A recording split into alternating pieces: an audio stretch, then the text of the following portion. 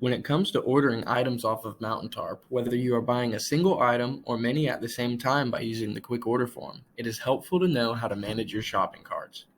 You can find your shopping carts on the very right tab at the top of the page. Here you will see all of your existing carts, and you can create a new one by clicking on Create New Cart. After you are done naming this cart, click Create.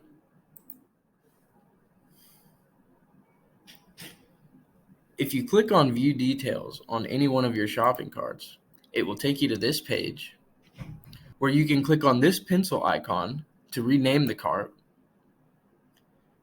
If you click on View Options for this shopping cart, you can add a new note. You will also be able to see everything that is in this cart and the total. And lastly, you will be able to delete this shopping cart as a whole.